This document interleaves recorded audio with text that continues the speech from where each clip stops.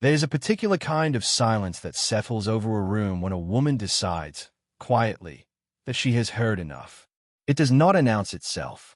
It does not slam doors or raise voices. It simply arrives, the way winter arrives, slow, certain, and impossible to reverse once it has taken hold. Mireia Bellamy did not know that silence was already growing inside her the morning her phone buzzed on the polished table of a boardroom that did not belong to her, in a company that bore her husband's name, in a life she had built with her hands while everyone around her assumed she had been handed it. She was 34 years old. She had been married to Caspian Whitlock for 9 years. And in 3 more minutes, her entire understanding of a marriage would begin to unravel, though she would not recognize it for what it was until much, much later. If you've ever sat in a room where you knew more than everyone around you, but no one bothered to ask, you already understand Mireia.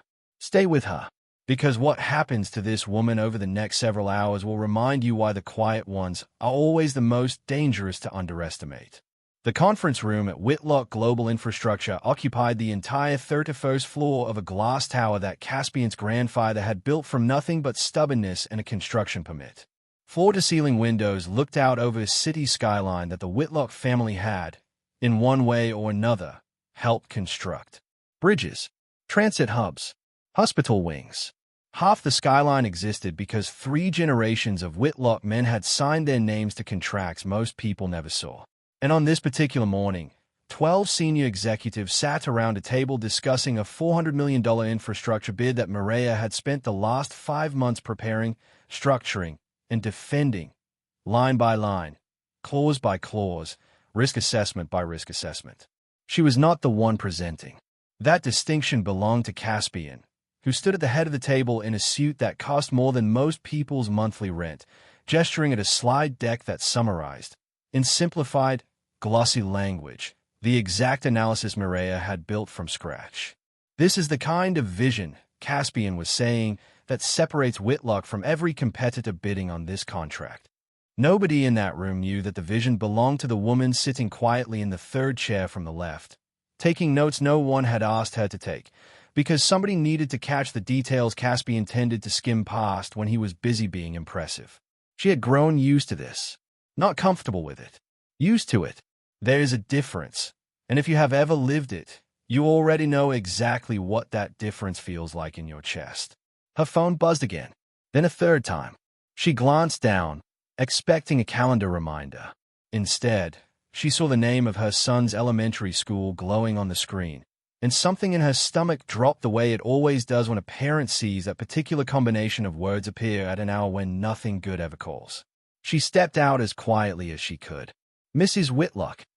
The school nurse's voice was calm in the practiced way trained professionals learn to sound calm even when they are worried.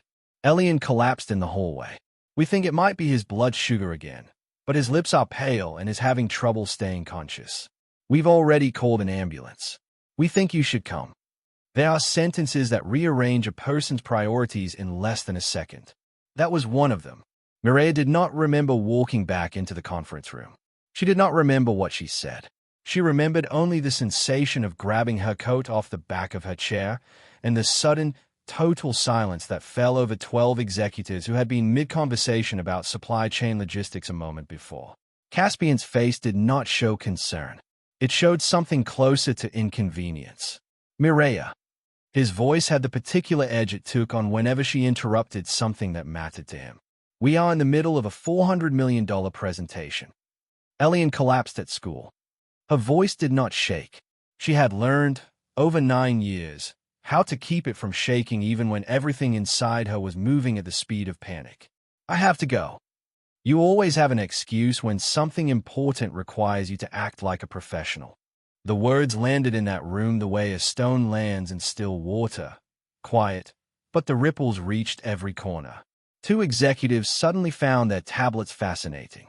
One woman near the end of the table, a senior director named Priya Okafor, looked up sharply, then looked back down, because in 9 years of working under Caspian Whitlock, she had learned that saying nothing was the safest form of survival. Mireia did not answer him. She simply left. If you think that moment was the worst of what Caspian Whitlock would say to his wife that year, You have not yet understood the kind of man he had allowed himself to become.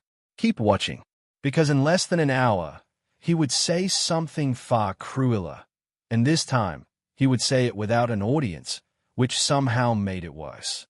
The emergency room at St. Bartholomew's smelled like antiseptic and fear, two scents that never quite leave a parent's memory once they've been paired together. Mireia sat beside a hospital bed too large for her 6-year-old son, watching a nurse adjust and fall line, listening to a doctor explain that Elian's blood sugar had crashed dangerously low, a complication of the type 1 diabetes diagnosis they'd received 18 months earlier, a diagnosis that had rearranged every meal, every school day, every ounce of Mireia's careful planning ever since. "Is stable," the doctor said. "But this is the second time this month. We need to talk about adjusting his insulin regimen. And honestly, Mrs. Whitlock, we need to talk about stress levels in the home. Sometimes a child's numbers get harder to manage when something in their environment is off." Mireia nodded slowly, because she understood exactly what the doctor was suggesting without saying it directly. Children absorb what adults think they're hiding. They always do. Elian's small hand found hers in the fluorescent light, his eyelids heavy, his voice thin. "Mommy, did I mess up your work meeting?" "No, baby." She smoothed his hair back from his forehead. "You are never a mess up. Do you hear me? Never. Daddy gets mad when I need things." There it was. A 6-year-old boy, still groggy from a medical emergency, already understanding, in the particular, bruised way that children understand things they shouldn't have to, that his own survival was sometimes treated as an inconvenience by the man who was supposed to protect him. Mireia kept her face steady. She kept her voice warm. But somewhere behind her ribs, something that had been slowly cracking for years widened just a little further. She stayed at the hospital for 6 hours. She did not check her phone until Elian was finally asleep in his own bed at home, the night nurse from his pediatric endocrinologist's office having walked her through the adjusted dosing chart twice to be sure she had it memorized. Then she opened her phone and saw 4 missed calls from Caspian, and one text message that read, "We need to talk when you get home." This is unacceptable. She was already home. He was waiting in the living room when she came downstairs, a glass of scotch in his hand, his tie loosened, his expression the particular blend of controlled fury and wounded pride that Mireia had learned, over 9 years, to recognize as the calm before something worse. He did not ask about his son. Not once. Not in that entire conversation. Not is he okay. Not what happened. Nothing. "Do you understand," Caspian said, setting the glass down with deliberate control, "what you cost this company today? Walking out in front of the board like that. Like some housewife with no professional composure. Your son was in an ambulance, Caspian. And he's fine, isn't he? Kids get sick. It happens constantly. What doesn't happen constantly is a $400 million contract falling apart because my wife decided her presence was more urgent than mine." Mireia felt something cold settle into her chest, a stillness that was almost peaceful in its clarity. He collapsed. His lips were turning pale. "Do you understand what that means? I understand that you have made a habit of putting everything, the company, this family's reputation, me, beneath whatever crisis you've decided is more important that week. He is our child." Caspian's jaw tightened. He crossed the room, close enough that she could smell the scotch on his breath, close enough that his voice dropped into the low, cutting register he reserved for moments when he wanted his words to land like a blade rather than a shout. "Let me remind you of something, Mireia, since you seem to have forgotten it somewhere along the way. Before you married me, you were an assistant project coordinator making $60,000 a year in a cramped apartment above a dry cleaner. You had nothing. No name. No connections. No future that mattered to anyone outside that little world you came from. Without my name, you would still be struggling to survive." She said nothing. This is important, because it will matter later, and because it says more about Mireia Bellamy than any speech she could have given in response. She had learned, across 9 years of marriage, that every argument she offered Caspian became ammunition he saved for the next fight. Silence, for her, was not weakness. It was armor. It was the only weapon she had left that he could not turn against her. If you have ever stood in a room and chosen silence not because you had nothing to say, but because you understood that the person in front of you did not deserve the truth of what you were carrying, you already know exactly what Mireia was doing in that living room. Hold on to that feeling. It becomes the axis this entire story turns on. She walked past him and up the stairs, and Caspian did not follow. He simply picked his scotch back up and returned to whatever version of the evening he had planned before his wife's inconvenient devotion to their dying in front of his son had interrupted it. He did not know, as he stood there congratulating himself on having the last word, that somewhere across town, in a private dining room lit by candlelight neither of them could afford to be seen sharing, a woman named Seraphine Vale was already 3 drinks into convincing him that his wife was the single greatest obstacle standing between him and everything he believed he deserved. Seraphine Vale did not look like a villain. That was precisely the point. She had the kind of beauty that photographed effortlessly. High cheekbones, a voice pitched just low enough to feel intimate, an ability to make every man in a room believe, however briefly, that he was the only person she found interesting.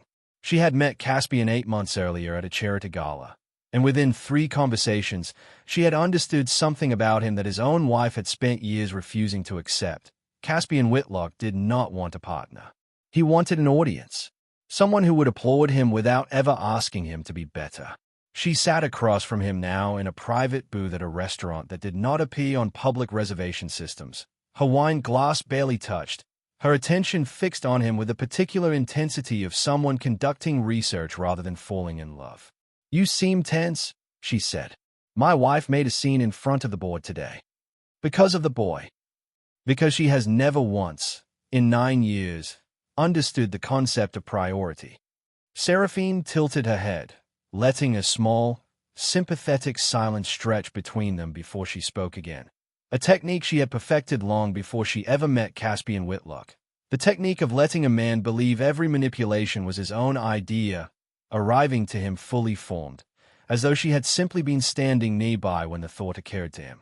"Can I say something, and you tell me if I'm overstepping?" "You never overstep.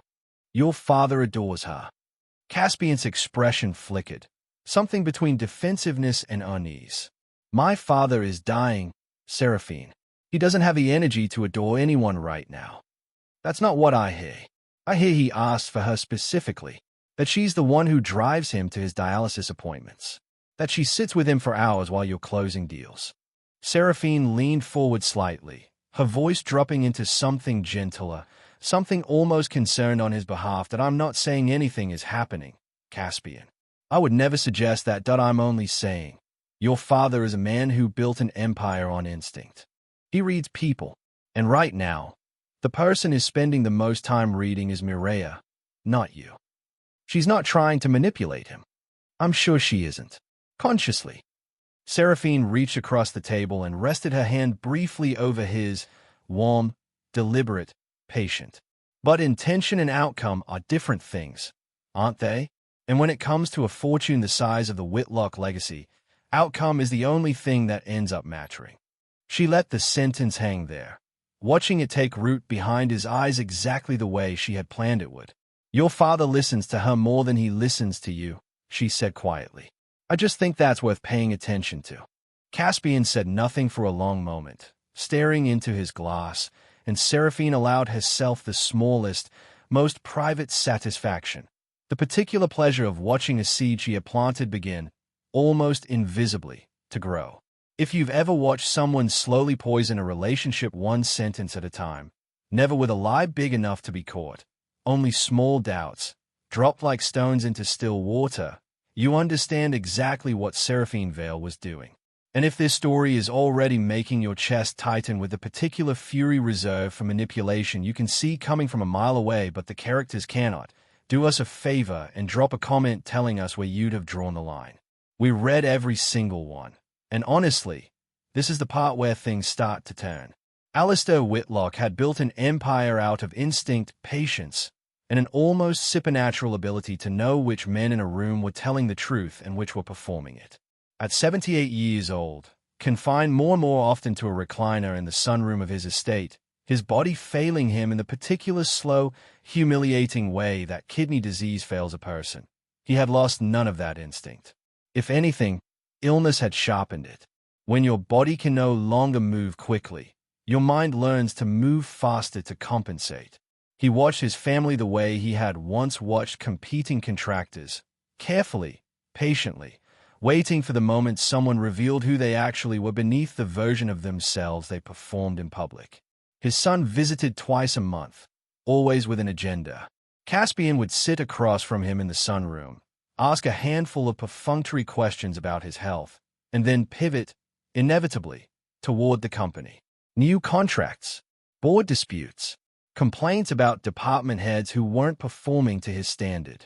Alistair had stopped, some time ago, expecting anything different. Maria visited 3 times a week. She did not ask about the company. She did not ask about the will. She brought him the specific brand of ginger tea that settled his stomach after dialysis, because she had noticed, months earlier, without him ever mentioning it, that the standard tea the nursing staff provided made him nauseous. She sat with him during his 4-hour treatment sessions, not on her phone, not distracted, simply present, sometimes reading aloud from the newspaper, sometimes saying nothing at all, letting the silence between them be a kind of company in itself. "You don't have to keep coming," Alistair told her one afternoon, his voice weaker than it had been the week before. "My son is the one you're married to, not me. You're still Elian's grandfather," Maria said simply. "Whatever happens with Caspian doesn't change that." Alistair studied her for a long moment, the machine beside his chair humming quietly, filtering his blood the way his kidneys no longer could. "Most people in your position," he said, "would be asking me what happens to this family's fortune when I'm gone. You've never asked me that. Not once. I don't want anything from you, Alistair. I never have." "I know." His eyes, pale and tired but still sharp, held hers with an intensity that made her look away first. "That is precisely why I am starting to trust you more than I trust my own son." She didn't respond to that. She simply refilled his tea, and the conversation moved on to something lighter, and neither of them mentioned it again that day. But Alistair Whitlock did not forget conversations. He filed them away, the same way he had filed away every business instinct that had built the empire he was now, slowly, quietly, deciding what to do with. It was 6 weeks later that Maria found the first irregularity. She had stayed late at the office reviewing quarterly reports for a subsidiary Caspian had recently taken direct control of, a material supply division that had, historically, been one of the company's most stable revenue sources. The numbers didn't add up. Not dramatically. Not in a way that would trigger an automatic audit flag. But in the particular, quiet way that told Maria, who had spent 5 years building the analytical instincts nobody in that boardroom credited her for, that something was wrong. 3 vendor contracts had been redirected to a shell company registered in a state with minimal disclosure requirements. The shell company's registered address matched an apartment building Maria recognized, because she had once, years earlier, helped Caspian's assistant book a hotel 2 blocks from it for an event. It took her 4 more nights of careful, quiet research to understand what she was looking at. Caspian had been funneling company funds, nearly $2 million over the past year, into accounts that ultimately supported a lifestyle that was not his own. Rent on a penthouse he did not live in. Payments to a boutique investment firm managing funds that were not, according to any document Maria could find, connected to Whitlock Global Infrastructure at all. She did not confront him immediately. She sat with the information the way Alistair had taught her, without meaning to, over months of quiet afternoons in the sunroom. Patiently, carefully, waiting until she understood the full shape of what she was looking at before she made a single move. When she finally did confront him, she chose her words as carefully as she had chosen everything else in the 9 years of a careful, contained marriage. "I found the shell company," she said. "The materials contracts. I know where the money's going. Caspian." She watched something shift behind his eyes. Not guilt. Guilt would have been, in its own strange way, reassuring. What she saw instead was calculation, followed immediately by fury. "You've been going through confidential financial records. I've been doing my job. The job I do while you take credit for it in board meetings." His face went rigid. You are an employee in a company that belongs to my family, Mireya. Do not confuse access with authority. $2 million, Caspian. That's not a rounding error. It's none of your concern. It's fraud. The word hung in the air between them, and for a moment Mireya thought she saw something like fear flicker across his face. Not fear of consequence, she would realize much later, but fear of being seen, truly seen, by the one person who had never stopped paying attention. You will not repeat that word, he said, his voice low and dangerous in a way she had heard only a handful of times in 9 years. Not to my father, not to the board, not to anyone. Do you understand me? She did not answer him directly. She simply looked at him for a long moment, the way you look at someone you are seeing clearly, perhaps for the first time, and then she turned and walked away. But that night, quietly, without telling anyone, Mireya made copies of every document she had found. Bank statements, contract redirections, wire transfer records. She stored them somewhere Caspian would never think to look, because some instinct deep inside her, the same instinct that had once told her to leave a boardroom the moment her son's school called, was already telling her that a day was coming when she would need proof of exactly who her husband really was. She had no idea, at that point, how soon that day would arrive, or how catastrophically it would collide with everything else already moving quietly beneath the surface of her marriage.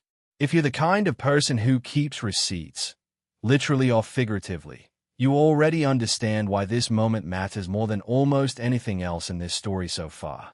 Keep that detail in your back pocket. It's going to matter a great deal later, in a room full of lawyers, in front of people who never once believed Mireya Bellamy was smart enough to protect herself. Seraphine Vale did not remain a secret for long. Women like her rarely intend to. Within 2 months of that quiet dinner where she had first planted her doubts about Mireya in Caspian's mind, Seraphine had begun appearing at business functions on his arm. Carefully, at first, framed as a business consultant brought in to advise on brand partnerships, then less carefully, until the pretense dissolved entirely and she was simply there, beside him, at every event that mattered. She was polished in a way that made every room notice her.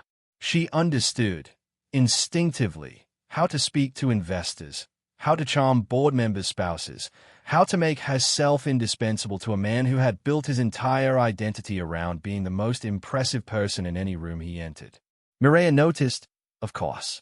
She noticed the way Caspian's assistant now scheduled meetings around Seraphine's calendar as often as his own. She noticed the perfume that lingered on his coats. She noticed the way his eyes lit up at his phone in a way they had not lit up for her in years. When she finally confronted him, not with accusation, but with the simple, direct question a wife is entitled to ask, Caspian did not deny it. The marriage has been dead for years, Mireya. You know that as well as I do. Then why not just tell me? Why let me find out from a room full of strangers watching another woman stand where I'm supposed to stand? Because you make everything difficult. You're too emotional, too dependent, too obsessed with that boy's medical issues to be a real partner to me anymore. You held me back, Mireya. 4 years. There it was again. The particular cruelty of a man who had convinced himself that his own choices were someone else's fault, that his wife's devotion to their sick child was a character flaw rather than the single most admirable thing about her. Mireya did not cry in front of him. She had learned, long ago, that her tears were simply more evidence for whatever narrative he needed to construct about her.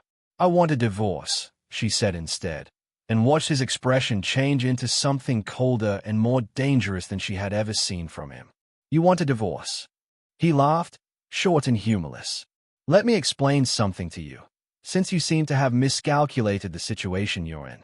I have money, lawyers, connections that reach into every family court judge in this state.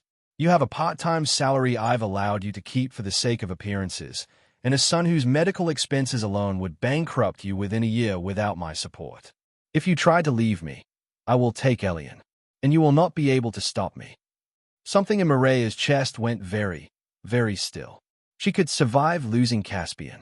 She had, in a strange way, already begun grieving that loss months earlier, somewhere between the boardroom and the hospital and the quiet, cold conversations that had replaced whatever affection once existed between them.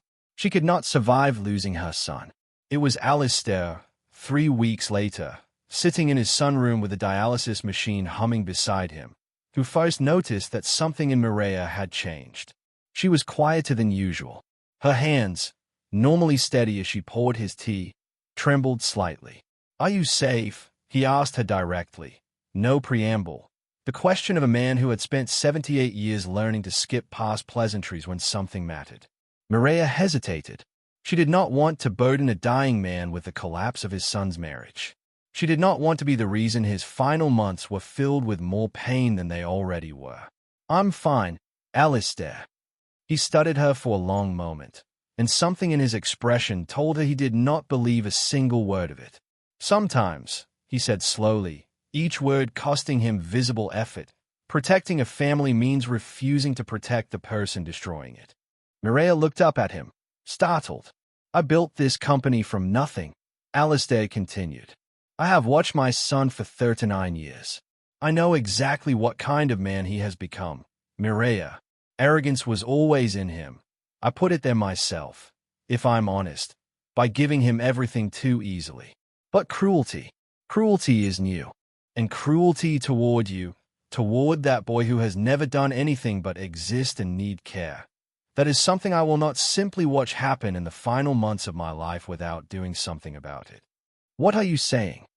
Alistair reached for her hand, his grip weaker than it once had been but still deliberate, still certain. "I am saying that I have been paying closer attention than anyone in this family realizes. And I am saying that whatever my son believes he is entitled to, I have not yet decided that he deserves it." He did not explain further that day. But from that conversation forward, something shifted in Alistair Whitlock, a quiet, careful mobilization that would unfold entirely outside his son's awareness, built on decades of business instinct and the particular clarity that comes to a dying man who finally understands he has nothing left to lose by telling the truth. He began making calls, quiet ones, to his longtime personal attorney, a man named Desmond Ruiz who had handled Alistair's affairs for 30 years and who understood, without needing to be told twice, the importance of absolute discretion. He began requesting documents, not through his son's office, but through channels Caspian had no visibility into. He began, in the careful, patient way that had built an empire, gathering everything he would eventually need. Neither Caspian nor Seraphine had any idea it was happening. The Whitlock Anniversary Gala had been, for 4 decades, the single most important social event on the family's calendar, a celebration, each year, of the day Alistair had broken ground on the company's first major contract, a modest highway overpass that had, over the following 40 years, grown into an empire spanning bridges, hospitals, transit systems, and skylines across 6 states. This year, everyone understood, without anyone saying it aloud, that it might be Alistair's last.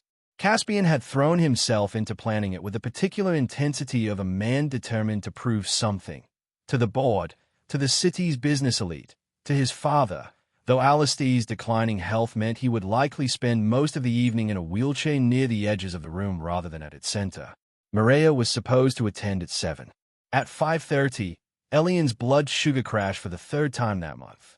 She spent the next 2 hours in the familiar, exhausting rhythm of managing her son's emergency, juice, glucose tablets, monitoring, waiting, the particular fear that never fully leaves a parent even after the numbers stabilize. By the time she was confident enough to leave him with a night nurse and rush to change, it was nearly 9. She arrived at the gala in a navy dress she had worn to 2 prior events, her hair still slightly damp from a rush shower, her makeup applied in the car on the drive over. She looked, by the standards of the room she was walking into, tired, ordinary, human. Caspian saw her enter from across the ballroom, and something in his face, visible even from a distance, curdled into open embarrassment. He crossed the room quickly, Seraphine trailing a step behind him in a gown that had clearly been chosen for exactly this kind of moment. And when he reached Mireia, his voice was pitched low enough to seem private but sharp enough that the 3 people standing nearest them heard every word. "You couldn't manage to be on time for the one night that actually matters." Elian's blood sugar crashed. I got here as fast as I could. You always have a reason. He glanced, deliberately, at her dress, the same navy dress the room's photographers had already captured her wearing at a fundraiser 8 months earlier. Couldn't even manage to wear something new.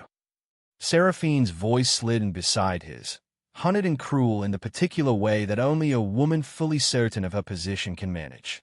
It must be hard, coming from where you came from, to know how to dress for a room like this. Mireia felt the eyes of nearby guests shift toward them, felt the particular electric hush that spreads through a crowd the moment it senses a scene about to happen. She tried, one more time, to simply step past them, toward a quiet corner where she might catch her breath before anyone else noticed. Caspian caught her arm. You are not walking away from me in front of my board. Let go of me, Caspian. His grip tightened, and his voice rose, not to a shout, but to a register loud enough that the surrounding conversations went entirely silent, loud enough that heads turned from 3 tables away. You should be grateful I ever brought you into this family. His eyes were hard, glittering with the particular cruelty of a man who has decided, in that moment, to say the thing he has been holding back for years, simply because he has an audience and believes, wrongly, that the audience will side with him. Without me, you are nobody. The room went completely silent. 200 people, business partners, board members, journalists covering the Whitlock family's philanthropic legacy for a city magazine profile, stood frozen in the particular, uncomfortable silence that follows a cruelty spoken too loudly, in too public a place, by a man who has forgotten that public cruelty always reveals more about the speaker than the target. Mireia did not cry. She looked at her husband, really looked at him, the way you look at someone when you have finally, completely, stopped needing their approval. And something in her voice, when she finally spoke, was calmer than anything Caspian had heard from her in years. One day, she said, you will regret saying that. Caspian laughed. It was a short, ugly sound, and it echoed through the silent ballroom in a way that would follow him, though he did not know it yet, for the rest of his life. I doubt it, he said. Across the room, seated in his wheelchair near a quiet alcove, too far away to have heard the exchange but close enough to have watched the entire tableau unfold, his son's public cruelty, his daughter-in-law's quiet, devastating composure, the mistress standing at his son's side with a look of open satisfaction. Alistair Whitlock watched his family's future crystallize in front of him with a clarity that settled, finally, every question he had been turning over in his mind for months. He reached for the pen in his jacket pocket, the one he always carried, and began writing a note to his attorney on the back of a cocktail napkin, his hand trembling slightly, his resolve absolutely steady. Move the meeting to this week. I've seen enough. The morning after the gala, Caspian Whitlock woke with no memory of regret and every intention of following through. He had spent the drive home in silence, Seraphine's hand resting on his knee, both of them replaying the moment in the ballroom not with shame but with a strange, cold satisfaction, the sense that something inevitable had finally been said aloud. Caspian did not see cruelty in what he'd done. He saw honesty. He had told himself, for months now, that Mireia's quiet endurance was simply proof of how little backbone she had, how thoroughly she depended on him, how completely she needed the Whitlock name to survive. He would learn, in time, how badly he had misread her. But that morning, he believed he held every card. By 9 a.m., he was on the phone with his attorney, a sharp, aggressive litigator named Foster Grantham who had built his career dismantling the financial lives of wealthy men's soon-to-be ex-wives with surgical precision. I want this finished fast, Caspian said. Full custody of Elian. Every asset protected. I want her removed from the company entirely. No severance beyond what's legally required. And I want the settlement structured so she walks away with next to nothing. You understand, Grantham said carefully, that a judge may look unfavorably on an attempt to leave the mother of a chronically ill child with minimal support. She'll get what she's owed. Nothing more. And custody? On what grounds? Caspian didn't hesitate. Instability. She's missed board meetings, walked out of professional obligations repeatedly, prioritized personal matters over her responsibilities time and again. I can build a narrative around erratic judgment. What Caspian did not say, what he had perhaps not even admitted fully to himself, was that the personal matters and professional obligations he intended to weaponize against his wife in a custody hearing were, every single time, their son's medical emergencies. He was prepared to use his own child's illness as evidence that his child's mother was unfit to raise him. Seraphine, listening from the doorway of his study with her arms crossed and a small, satisfied smile on her lips, said nothing to stop him. If anything, she nodded along, already picturing herself in Mireya's place, not as a mother to Elian, whom she had no interest in, but as the woman standing beside Caspian Whitlock when the Whitlock empire finally, fully, became his. The divorce papers arrived at Mireya's office 3 days later, delivered by process server in front of 2 colleagues, a final small cruelty that Mireya suspected, correctly, had not been an accident. She read through them alone in her car in the parking garage, her hands steady even as the words on the page detailed, in cold legal language, everything her husband intended to take from her. Full custody, company removal, a settlement so minimal it would barely cover 8 months of Elian's medical expenses. She did not cry. She had cried, privately, more times than she could count over the preceding months. But something had shifted in her after the gala, after standing in that ballroom, humiliated in front of 200 people, and discovering that instead of shattering, she had simply gone still, calm, clay. She picked up her phone and called the one person she trusted completely. "Alistair," she said when he answered, his voice weaker than it had been even a week earlier. "I need to tell you what's happening." There was a long pause on the other end of the line, and then Alistair Whitlock, dying, exhausted, and more clear-eyed than he had been in decades, said the words that would set everything in motion. "I already know, Mireya. I've known for some time. Come see me tomorrow. There's something I need to show you, and something I need you to promise me."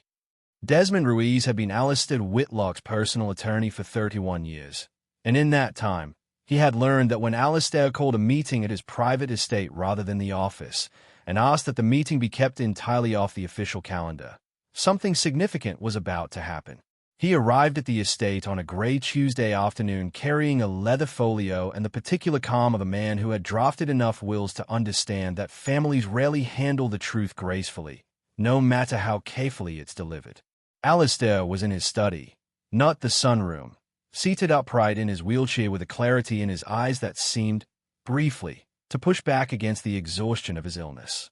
"I want to change my will," Alistair said, without preamble. "Not amend it. Rewrite it entirely. Tell me what you have in mind." Over the following hour, Alistair Whitlock laid out, in careful, deliberate detail, exactly what he wanted and why. He explained what he had witnessed over the preceding year. His son's growing cruelty, the financial irregularities Mireya had uncovered and reported to him weeks earlier, the mistress whose ambitions extended far beyond romance, the humiliation at the gala that 200 witnesses could confirm had taken place exactly as described. "I want the controlling shares of Whitlock Global Infrastructure to go to Mireya," Alistair said. "Not Caspian. I want the family trust placed under her authority. I want her named trustee of the family legacy, with full responsibility for protecting this company's employees and rebuilding what my son has already begun to damage." Ruiz did not flinch, though he understood the magnitude of what he was being asked to draft. "Your son will contest this. Aggressively. He'll claim incompetence, undue influence, manipulation. You need to understand that whatever we put in place must be airtight enough to survive that fight. Then make it airtight." Alistair's voice, though weak, carried the same unbending certainty that had built an empire from a single highway contract 4 decades earlier. "I want a full psychiatric evaluation on record, current, dated, unambiguous, confirming my competence. I want sworn affidavits from my physician, from my longtime staff, from anyone who can attest that my judgment remains sound. I want financial records documenting exactly what Caspian has done with company funds, the shell company, the misappropriated contracts, all of it. And I want a video recorded statement, in my own words, explaining my reasoning, so that no court in this state can claim I did not understand exactly what I was doing. That's extensive. My son is going to fight this with everything he has. I intend to make sure he loses. Ruiz spent the better part of 2 weeks assembling everything Alistair had requested. A geriatric psychiatrist evaluated him twice, both sessions recorded, both concluding unambiguously that Alistair Whitlock possessed full mental capacity and complete understanding of his financial affairs. His longtime physician submitted a sworn statement to the same effect. Financial forensics experts, working quietly and without Caspian's knowledge, traced the shell company Mireia had discovered back through 11 months of transactions, producing a paper trail so thorough it left no room for alternate explanation. And on a quiet afternoon in late autumn, with only Ruiz and a notary present, Alistair Whitlock sat in front of a camera and recorded a statement that would, months later, be played in a room full of people who believe they already knew how this story ended. "My name is Alistair Whitlock," he began, his voice steady despite his frailty. "I am of sound mind, and I am recording this statement to ensure that my final wishes are understood exactly as I intend them, without distortion, without dispute." He spoke for 11 minutes. He explained his reasoning in full, his son's cruelty, his daughter-in-law's quiet, unwavering loyalty, the financial misconduct he had uncovered, the public humiliation he had witnessed with his own eyes at the anniversary gala. He explained that he was leaving Caspian a modest personal inheritance, enough to live comfortably but nowhere near enough to control the empire he had spent his life believing was his birthright. And he explained, in the final minute of the recording, exactly why he had chosen Mireia. "My son inherited my name," Alistair said, his eyes steady on the camera. "Mireia earned my trust. There is no version of my legacy that I am willing to leave in the hands of a man who mistreats the people who love him and mismanages the things I built with my own hands. This company was never meant to be an inheritance. It was meant to be a responsibility. Mireia understands that. My son never has." When the recording was finished, Ruiz sealed it, along with every supporting document, the psychiatric evaluations, the financial forensics report, the sworn affidavits, inside a single envelope, to be opened only in the presence of the full family, under conditions Alistair specified with the same exacting precision he had once applied to construction contracts worth hundreds of millions of dollars. Neither Caspian nor Seraphine had any idea any of it existed. If you've ever watched someone you love quietly, patiently build the case that would eventually save someone else's life, not through drama, not through confrontation, but through careful, methodical preparation, you already understand what kind of man Alistair Whitlock had become in his final months. Stick around, because what happens next is the moment everything this story has been building toward finally arrives. Alistair's decline accelerated through the following weeks, the particular cruelty of kidney failure taking more of him each day. His appetite, his energy, eventually his ability to sit upright for more than an hour at a time. Caspian visited twice during this period, each time asking, within the first 5 minutes, about the company's quarterly projections. Seraphine did not visit at all. Mireia was there almost every day. She sat beside his bed reading aloud from novels he'd loved decades earlier, adjusting his pillows, coordinating with his hospice nurse, holding his hand through the long, difficult nights when his breathing grew labored and frightening. She asked him nothing about money. She asked him nothing about the company. She simply stayed, the way she had always stayed, because staying had never once, for her, been transactional. On his final night, Alistair's breathing grew shallow enough that the hospice nurse quietly suggested the family should be called. Caspian did not come. He was, according to his assistant's later account, in a late meeting with investors and did not check his phone until nearly midnight, by which point his father had already slipped into unconsciousness. Mireia was there. She had been there for 6 hours, holding Alistair's frail hand in the dim light of his bedroom, when his eyes fluttered open one final time, clearer than they had been in days. "You stayed," he whispered, "when everyone else was waiting for me to die. I never expected anything from you, Alistair." Her voice broke slightly, the first time in months she had allowed herself that vulnerability. "I just didn't want you to be alone." His fingers tightened weakly around hers. "That is exactly why you are the only person I can trust." He closed his eyes. His breathing slowed, grew shallower, and somewhere in the deep quiet of the early morning hours, Alistair Whitlock died holding the hand of the daughter-in-law his son had called nobody in front of 200 witnesses. Caspian arrived 40 minutes later, his coat still on, his phone still in his hand. His first words, before he had even fully entered the room, before he had looked at his father's still body or acknowledged Mireya's tear-streaked face, were, "Has anyone contacted Ruiz about the will?" Mireya looked at him for a long, silent moment. And in that moment, something inside her finally, completely settled.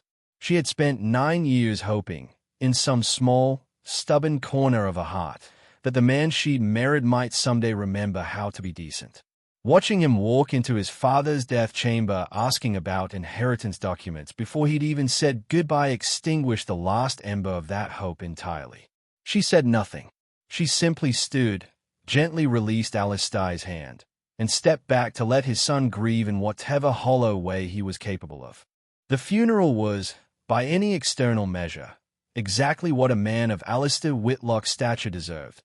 A cathedral filled with 400 mourners, tributes from business leaders across 3 states, a eulogy from the mayor's office praising 4 decades of infrastructure that had reshaped the city's skyline. Caspian stood at the front of the church, accepting condolences with the practiced solemnity of a man already mentally rehearsing his ascension. Seraphine stood beside him, dressed in tasteful black, her hand resting on his arm with the proprietary confidence of a woman who believed her position was now permanent and public. Mireya stood toward the back, alone, Elian's small hand gripped tightly in hers, watching the performance unfold with a strange, quiet detachment. After the service, as the family gathered for the private reading of the will at the estate, Caspian intercepted Mireya in the hallway outside Alistair's study, his voice low enough that only she could hear. "You should not attend this meeting. I have every right to be here. Caspian, you are no longer part of this family. The divorce will be finalized within weeks. There is no reason for you to be present for a discussion of assets that will belong to me." Mireya opened her mouth to respond, but before she could, Desmond Ruiz stepped into the hallway, his expression carefully neutral, his voice carrying the particular authority of a man who had spent 31 years learning exactly how to deliver difficult news. "Actually," Ruiz said, looking directly at Caspian, "Mrs. Whitlock is the most important person in this room. I'd suggest you both come inside." Caspian's expression flickered with confusion, then irritation, but he said nothing further. The family filed into the study, Caspian, Seraphine trailing a careful half-step behind despite not technically being family, Mireya with Elian settled quietly beside her, and a handful of extended relatives who had traveled in for the occasion. Ruiz opened a leather folio and began reading through what he described as the preliminary distribution, modest sums to extended family members, a generous donation to 3 charitable organizations Alistair had long supported, and then, finally, the disposition of Caspian's personal inheritance, a substantial sum, a vacation property in the mountains, a classic car collection Alistair had maintained for decades. Caspian's posture relaxed visibly. He glanced at Mireya with something close to triumph. Then Ruiz turned to Mireya's portion, a modest personal inheritance, a sum that, while meaningful, was nowhere near the scale of what Caspian had just received. The room seemed to exhale collectively, the assumption settling over everyone present that this was, indeed, the full and complete accounting of Alistair Whitlock's estate. Caspian could not resist a small, satisfied smile. "You see," he said quietly to Mireya, just loud enough for the nearby relatives to hear, "my father knew exactly where this family belonged." Ruiz did not look up from his folio. His voice, when he spoke again, carried a quiet weight that silenced the room instantly. "There is one additional document." The envelope Ruiz produced next was sealed with wax, the Whitlock family crest pressed into it, and marked with instructions written in Alistair's own hand, to be opened only in the presence of the complete family, and only after the preliminary distribution has been read in full. Mr. Whitlock was extremely specific about the conditions under which this document would be revealed, Ruiz explained, breaking the seal with a small ceremonial knife. He wanted every member of this family present. He wanted the preliminary will read first, in its entirety, without alteration. And he wanted this final document delivered exactly as he recorded it. Caspian's earlier triumph had curdled into visible unease. "What is this, Ruiz?" "Mr. Whitlock's true and final testamentary intentions," Ruiz said simply, and began to read. The document named Maria Bellamy Whitlock as sole heir to the controlling shares of Whitlock Global Infrastructure, 61% of the company, effectively total operational control. It named her trustee of the entire Whitlock family trust, encompassing real estate holdings, investment portfolios, and philanthropic endowments accumulated across 4 decades. It granted her full authority over the company's future direction, subject only to the fiduciary responsibilities Alistair had outlined in careful, binding detail. The room erupted. Caspian shot to his feet, his face flushed with a fury that seemed, in that moment, to strip away every ounce of the polished composure he had spent his adult life cultivating. "This is insane. My father would never." She manipulated him. She spent months in that house, whispering in his ear while he was too sick to understand what he was signing. Mr. Whitlock anticipated exactly this reaction, Ruiz said calmly, reaching for a second sealed envelope. "Which is why he insisted on the following." He read aloud the summary of the psychiatric evaluations conducted just weeks before Alistair's death, both confirming full mental competence. He described the sworn affidavits from Alistair's physician and longtime household staff. He explained, briefly, that a video recording existed, Alistair's own voice, his own reasoning, preserved in full, available to be reviewed by any party who wished to contest the will's validity. Seraphine's face had gone pale, her earlier confidence collapsing into something closer to panic. "This is absurd. She's been planning this. She's been positioning herself for months." "With respect," Ruiz said, turning toward her with a coolness that made clear exactly how little patience he had for her interjection. "Ms. Vale is not a member of this family and has no standing in these proceedings." Then Ruiz opened the final envelope, the letter Alistair had written by hand, weeks before his death, meant to be read aloud in this exact moment. He read of Caspian's neglect, his manipulation, his misuse of company funds, his attempts to isolate his own father during his final months, his plan, uncovered through Alistair's own quiet investigation, to pressure his dying father into signing away decision-making authority before he could reconsider his growing doubts about his son's character. He read of Seraphine's role in encouraging and orchestrating much of it. And then, finally, Ruiz read the letter's closing lines, the words Alistair Whitlock had chosen, with total deliberation, to be the last thing his family ever heard from him. "My son inherited my name," the letter read. "Maria earned my trust." The room fell into a silence deeper than anything that had followed Caspian's cruelty at the gala months earlier. A silence built not from shock at cruelty, but from the slow, dawning recognition that everything Caspian Whitlock had spent his life believing about his own inevitability had just been quietly, permanently dismantled by the one person he had never bothered to see clearly. Maria said nothing. She simply sat with Elian's hand in hers, watching her husband's entire understanding of his future collapse in real time, feeling something that was not quite triumph and not quite vindication, but something steadier, the particular, hard-won calm of a woman who had finally, completely, stopped needing anyone in that room to see her worth, because it no longer depended on their recognition. If this is the part of the story where you're sitting up a little straighter, maybe leaning toward your screen, we need you to do us a favor before you keep going. Hit that like button and drop a comment telling us what you'd have done in Alistair's position. Because the fight that's about to unfold in the next chapter is the reason this story exists.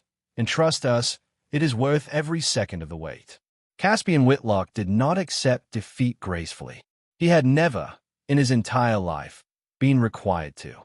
Within a week of the will's reading, he had retained a team of estate litigation attorneys and filed a formal legal challenge, alleging 3 things simultaneously: that his father had been mentally incompetent at the time the new will was executed, that Maria had exercised undue influence over a vulnerable, dying man, and that the entire document had been the product of manipulation rather than genuine intent. The case moved quickly into public view. A local business journal ran a story headlined, "Whitlock heir contests father's will, alleges manipulation by estranged wife," and within days, the story had spread across regional news outlets, transforming what had been a private family tragedy into a spectacle the entire city seemed to be watching. Mireya found herself, for the first time in her life, the subject of public scrutiny. Reporters camped outside the company's headquarters, unflattering theories circulating on social media, accusations from people who had never met her about gold-digging and manipulation and calculated ambition. She bore it the way she had borne everything else in her marriage, quietly, steadily, without giving her critics the satisfaction of a public reaction. But privately, in the weeks leading up to the court hearing, she worked with Desmond Ruiz around the clock, reviewing every piece of evidence, preparing for what both of them understood would be the most consequential fight of her life. "He's going to attack your character," Ruiz warned her during one of their late-night preparation sessions. "He's going to paint you as calculating, manipulative, a woman who spent 9 years quietly plotting to seize control of his family's fortune. You need to be ready for that." "Let him try," Mireya said. "I have the truth. He has a shell company and a mistress with financial motives of her own. I think the truth wins this." She was not naive about the difficulty ahead of her, but she had spent months, quietly and without anyone's knowledge, gathering her own evidence. The financial documents she copied the night Caspian threatened her for discovering his fraud, records that would prove not incompetence on Alistair's part, but corruption on his son's. The hearing, when it finally arrived, unfolded over 4 tense days in a courtroom packed with reporters, business associates, and family members who had chosen sides long before the first witness was called. Caspian's attorneys opened by presenting their case for Alistair's incompetence, citing his declining health, his medication regimen, the natural cognitive fog that can accompany serious illness. It was, Mireya had to admit privately, a carefully constructed argument, designed to plant just enough doubt in a judge's mind to delay, if not overturn, the will entirely. Then Ruiz began presenting the evidence Alistair had so meticulously assembled in his final weeks. The psychiatric evaluations were entered into record first, 2 independent assessments, conducted within a month of the will's execution, both concluding unambiguously that Alistair Whitlock possessed full testamentary capacity. Caspian's attorneys attempted to challenge the credentials of the evaluating physicians. Both held impeccable reputations that made the challenge collapse almost immediately. Then came the sworn affidavits. Alistair's longtime physician, 3 members of his household staff, all testifying to his sustained mental clarity through the final weeks of his life. Then, finally, Ruiz played the recording.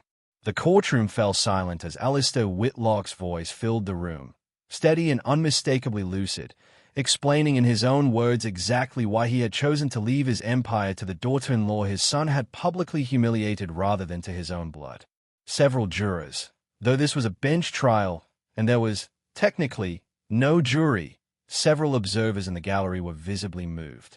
One reporter later wrote that it was the most devastating 11 minutes of testimony I have ever witnessed, made more powerful by the fact that the man delivering it had already been dead for 6 weeks. Caspian's face, throughout the recording, remained rigid, his jaw clenched, his eyes fixed on some point in the middle distance, unable, it seemed, to look directly at the screen where his father's final words played out in front of the entire courtroom. But it was the financial evidence that ultimately dismantled his case entirely. Mireya's attorney, a sharp, meticulous litigator named Corinne Alvarez, brought in specifically for her expertise in corporate fraud, presented the documentation Mireya had copied months earlier. The shell company registration, the redirected vendor contracts, the wire transfers tracing nearly $2 million in misappropriated funds directly into accounts supporting Seraphine Vale's private ventures and lifestyle. This case, Alvarez told the court in her closing argument, is not actually about whether Alistair Whitlock was competent to write his own will. The evidence on that question is not close. This case is about a son who spent his father's final year defrauding the company that bears his family's name, neglecting the man who built it, and attempting, as this court has now seen in painstaking financial detail, to secure control of an empire he had already begun looting before his father's body was even cold. Caspian's own attempt to destroy his wife's credibility had, ultimately, produced the very evidence that destroyed his case. Every financial document, every irregularity Mireia had quietly copied the night he threatened her, every piece of paper trail his own greed had left behind, all of it became the foundation of the argument that dismantled his challenge entirely. The judge's ruling, delivered on the final day of the hearing, was unambiguous. The will stood as written. Alistair Whitlock's testamentary intentions were upheld in full. Mireia Bellamy Whitlock was confirmed as sole heir to the controlling shares of Whitlock Global Infrastructure, trustee of the family trust, and the legal authority over the company's future. Caspian sat frozen at the defense table as the ruling was read, his face draining of color, his attorneys already murmuring about appeals that both of them privately suspected would go nowhere. Seraphine was not present for the ruling. She had stopped returning Caspian's calls 3 days into the hearing, once it became clear which direction the evidence was pointing, and by the time the case concluded, she had already quietly relocated to another city, her name beginning to circulate in whispered warnings among the social circles she'd once charmed so effortlessly. If you've ever watched karma arrive not through some dramatic act of vengeance, but simply through the slow, methodical unfolding of the truth, you already understand exactly what just happened in that courtroom. And if you're still with us, drop a comment with the word boardroom, because that's exactly where we're headed next. And trust us, this is the part you came for. The Whitlock Global Infrastructure boardroom had not changed in the months since Mireia had last sat in it as an employee rather than an owner. The same long mahogany table, the same floor-to-ceiling windows overlooking the skyline her husband's family had helped build. The same 12 chairs where executives had once listened to Caspian present her ideas as his own while she took quiet notes no one asked her to take. Now she sat at the head of that table, and every person in the room understood, without needing to be told, exactly whose company it had become. Caspian had requested the meeting himself, a formal request, submitted through Ruiz's office, asking for an opportunity to speak with Mireia directly about his role, if any, in the company's future. She had agreed, not out of obligation, but because some part of her, the part that had spent 9 years hoping, however futilely, that he might someday become someone different, wanted to give him the chance to say whatever he needed to say. He entered the boardroom looking smaller than she remembered him, his usual polish dulled by months of legal fees, public humiliation, and the particular exhaustion of a man watching everything he believed was his birthright dissolve in real time. "Thank you for seeing me," he said, taking the seat across from her. The same seat, she realized, where she had once sat taking notes while he claimed credit for her work. "You asked to speak. I'm listening." Caspian was quiet for a long moment, his hands folded on the table in front of him. "I made mistakes," he said finally. "I know that now. I let this company, this family, this everything, turn me into someone I don't fully recognize anymore. I'm asking you to consider giving me some role. Not control. I understand control isn't mine anymore, but some way to still be part of what my father built." Mireia studied him for a long moment, searching, almost against her own will, for some flicker of the man she had once believed she'd married.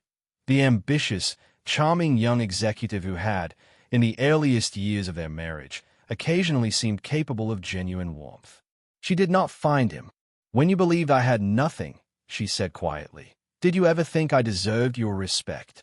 Caspian opened his mouth, then closed it again. The silence stretched, heavy and complete, and in that silence, Mireia understood that he had no answer, not because he couldn't think of one quickly enough, but because the honest answer was one he could not bring himself to say aloud, even now, even with everything already lost. "I didn't think so," she said, and there was no cruelty in her voice, only a kind of tired, settled clarity. "I'm not going to destroy you, Caspian. I'm not interested in revenge for its own sake. But I am removing you from any executive role in this company, effective immediately. Your personal inheritance from your father's estate remains yours. That was his decision, and I intend to honor it.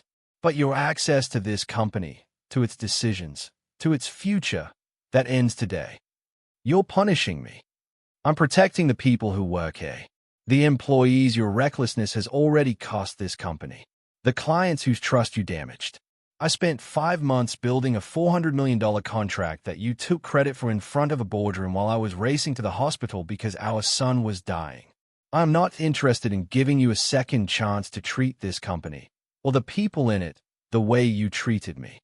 Caspian left the boardroom without another word. He would, in the months that followed, quietly relocate to a smaller city, his public reputation permanently altered by a scandal that had made national business news, his relationship with Seraphine, which had already been fraying under the weight of legal fees and public scrutiny, collapsing entirely once her own financial entanglement in his fraud came fully to light. She was named in a related civil suit brought by the company for her role in receiving misappropriated funds, and by the following spring, both her professional reputation and her once glittering social standing had unraveled beyond repair. Neither of them, in the end, got what they believed they were owed. Mireia inherited a company in far worse condition than she had expected. Caspian's mismanagement had cost Whitlock Global Infrastructure more than money. It had cost the company its most experienced employees, several of whom had quietly resigned in the preceding 2 years, exhausted by his erratic decision-making and dismissive treatment of institutional knowledge that had taken decades to build. Client relationships, carefully cultivated by Alistair over 40 years, had frayed under Caspian's careless handling. Mireia did not pretend to have all the answers.